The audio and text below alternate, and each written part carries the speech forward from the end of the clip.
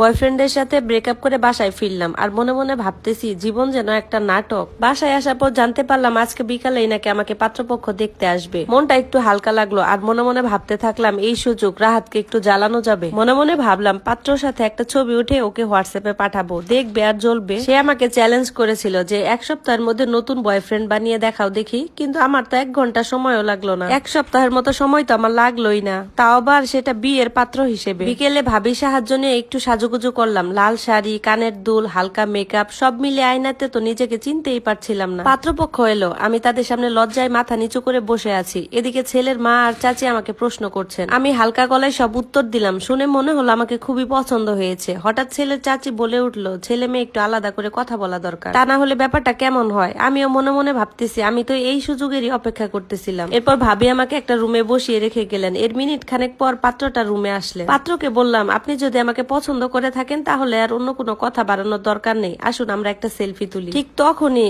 অচেনা কিন্তু পরিচিত এক কণ্ঠস্বর আমার কানে এলো। সেলফি তুলবেন? দুপুরবেলা এক্স এর সাথে ব্রেকআপ হয়েছে তাকে দেখাবেন বলে, বয়ফ্রেন্ডকে জেলাসি ফিল করাবেন বলে। এটা শুনে তো আমার হাত পা কাঁপতে শুরু করলো। সাথে সাথে আমার হাতের ফোনটা মাটিতে পড়ে গেল। বিকট একটা আওয়াজ হলো। চোখটা উপরের দিকে তুলে দেখি রাহাত। ওমা, এসব কি দেখতেছি আমি তো পুরো স্তব্ধ হয়ে গেলাম। সে ঠোঁটে হাসি রেখে বলল, তুমি কি ভাবছো আমার সাথে 2 বছর প্রেম করে তুমি অন্য কাউকে বিয়ে করবে? সেটা তো আমি বেঁচে থাকতে কোনোদিনও হতে দিব না। তোমার বিয়ে হবেই, তবে আমার সাথেই হবে, আজই হবে। আমি তো হতভম্ব। এরপর বললাম, তুমি কি পাগল নাকি? আজ দুপুরেই তো আমাদের ব্রেকআপ হয়ে গেল। সে বলতেছে, হ্যাঁ হয়েছে, সেটা তো গার্লফ্রেন্ড বয়ফ্রেন্ডের মধ্যে, আর এখন শুরু হবে হাজবেন্ড ওয়াইফের সম্পর্ক। ঠিক তখনই ভাবি দরজায় টোকা দিলেন আর বললেন, তোমরা যদি বিয়ের আগে এত গল্প করো, বিয়ের পর আর কি গল্প করবা, আর কত কথা বলবা, আর বাকিগুলা বিয়ের পরেই না হয় বইলো, বড়রা তো অপেক্ষা করতেছে। রাতের বেলায় ঘরোয়া ভাবে আমাদের বিয়ে হয়ে গেল, কিন্তু রাহাত কেমন করে সব ম্যানেজ করছে আমি বলতে পারি। রাগ অভিমান সব গলে গেল। আমার তো এটা ভেবে হাসি পাচ্ছিল যে দুপুর বেলা আমি যার সাথে ব্রেকআপ করলাম আর রাতের বেলায় তার সাথে বিয়ে হলো,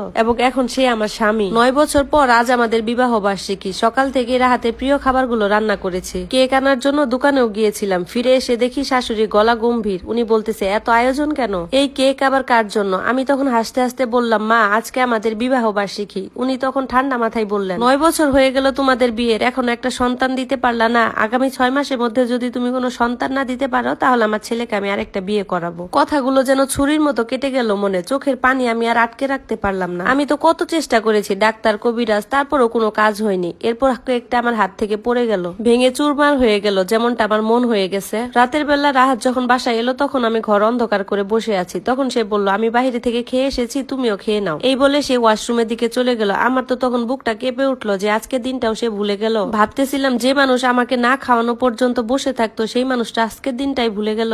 7 মাস পর রাহাত একদম বদলে গেছে। সারাদিন বাহিরে থাকে, ফোন নিয়ে ব্যস্ত থাকে, আমাকে একদমই সময় দেয় না। আমাদের মধ্যে কথাবার্তা কেবলমাত্র প্রয়োজনের মধ্যে সীমাবদ্ধ আছে। মনটা খুবই শূন্য হয়ে গেছে। সেদিন দেখলাম শাশুড়ি মা তাড়াহুড়া করে কোথায় যেন যাচ্ছে। পরে আমি জিজ্ঞাসা করলাম, কই যাচ্ছেন? তখন উনি বললেন, ফিরে এলে জানতে পারবে। মনটা কেমন যেন সন্ধ্যার দিকে ভারী হয়ে এলো। 8:30টার দিকে দরজায় বেল বাজলো। দরজা খুলতে আমার পৃথিবী কেমন যেন থেমে গেল। রাহাত দাঁড়িয়ে আছে, তার পাশে একটা তরুণী, লাল শাড়ি পরা, মাথায় ঘুমটা, নতুন বউ। তখন শাশুড়ি বলল, রুমে যেতে দিবা না? আমি একটু সাইড হয়ে দাঁড়ালাম। এরপর রাহাত আমাকে বলল, রুমে এসো, তোমার সাথে কথা আছে। তিশা, ভয় পেও না, ওর মেয়েটার নাম আলিশা, ওকে আমি বিয়ে করেছি। তুমি ভয় পেও না, তোমার জায়গা অন্য কেউ কোনোদিন নিতে পারবে না। ওকে বিয়ে করেছি একটা বাচ্চার জন্য, মার জোরাজুরিতে। আমি সব চুপচাপ শুনলাম, চোখ বেয়ে পানি ঝরছে, কিন্তু মুখে কোনো শব্দ নেই। শুধু বললাম, নতুন বউ তোমার জন্য অপেক্ষা করছে, তুমি সেখানে যাও। তার চোখে অপরাধ বোধের ছাপ। কিন্তু আজ তো আমি ভেঙে যাব না, কারণ আমি বুঝতে পেরেছি আমি ওর ভালোবাসা নই, আমি ওর প্রয়োজনেই ছিলাম। পরদিন সকালে নিজের হাতে নাস্তা বানালাম। সবাই বসে বসে খাচ্ছে আর আমি পরিবেশন করছি।